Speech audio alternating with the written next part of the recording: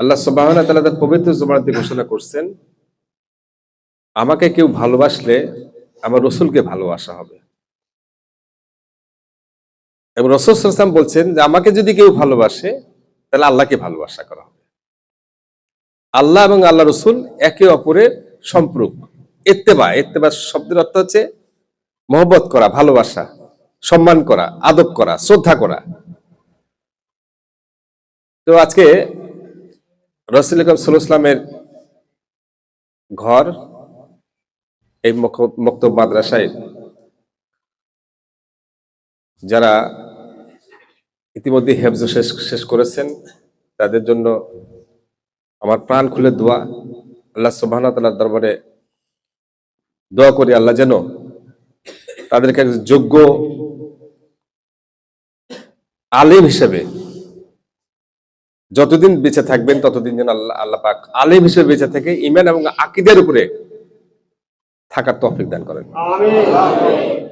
আমি প্রথমে শুকরিয়া জ্ঞাপন করছি আল্লাহ সুবহানাহু ওয়া তাআলার দরবারে, লাখো কোটি শুকরিয়া যে রব্বুল আলামিন এই সংক্ষিপ্ত সময়ের জন্য এরকম কোরআনের পাখিদের সাথে দেখা করার সুযোগ দান করেছেন। দরুদ ও সালাম বিশ্ব মানবতার মুক্তির দূত জনাব মুহাম্মদ আহমদ মুস্তাফা সাল্লাল্লাহু আলাইহি ওয়াসাল্লামের প্রতি দরুদ শরীফ রাসূলুল্লাহ সাল্লাল্লাহু আলাইহি ওয়াসাল্লাম।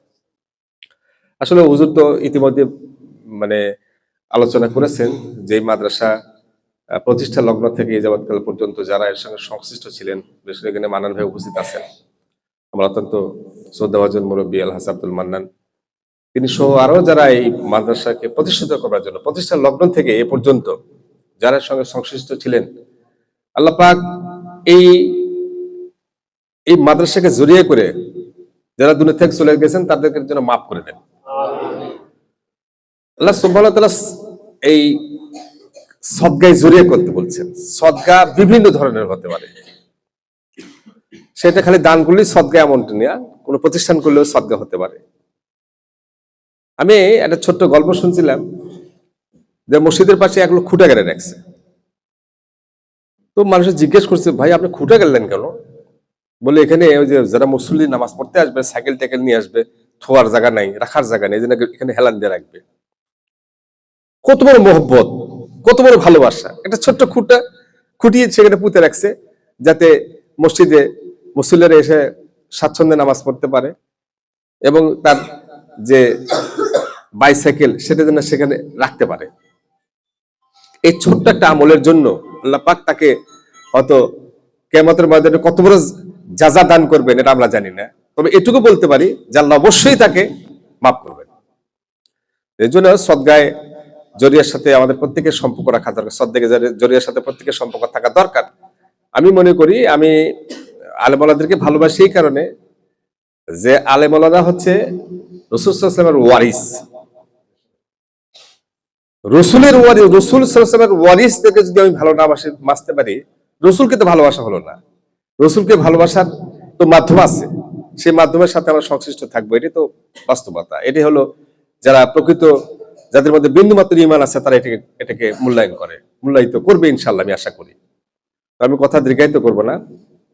যারা আজকে পাগড়ি গ্রহণ করবেন আমি তাদের জন্য প্রাণ খুলে দোয়া করি।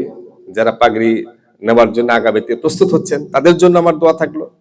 যারা আমাদের প্রত্যেকে যারা এখানে পড়তে এসছেন, আল্লাহ তাআলা তাদেরকে উপযুক্ত জ্ঞান দান করেন, সহি জ্ঞান দান করেন, যে জ্ঞানের মাধ্যমে অল্প সময়ের মধ্যে এই আল্লাহর পবিত্র কালামকে তারা যেন সিনায় ধারণ করতে পারেন।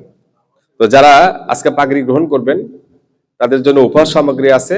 যারা পাগড়ি গ্রহণ করবেন তাদের জন্য আমার ব্যক্তিগত, আমি গতবার বলেছিলাম, যারা ভালো করবে, যারা এই কি বলে খুব দ্রুত যারা হেফজ শেষ করতে পারবে তাদের জন্য আমাদের পুরস্কার থাকবে ইনশাল্লাহ। আমি আজকে ঘোষণা দিচ্ছি, যারা আজকে পাগড়ি গ্রহণ করবেন তাদের জন্য স্পেশালি একটা পুরস্কার থাকবে ইনশাল্লাহ।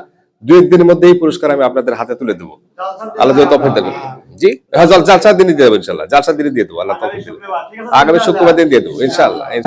যারা কে পাগড়ি নিচের দিকে একটু দাঁড়াও তো বাবা, একটু দাঁড়াও। হেফজ শেষ কার আজকে পাগড়ি নিবে কজন?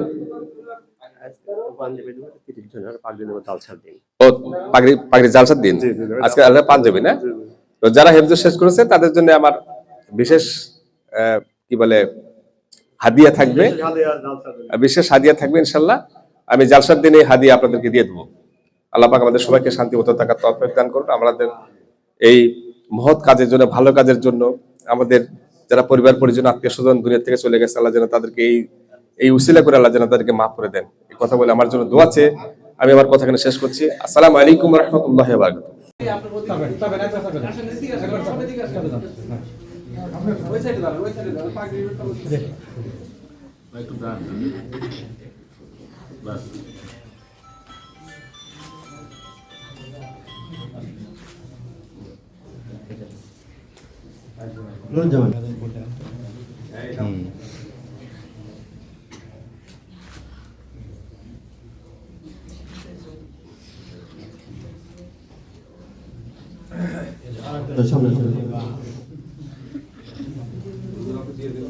জি জি,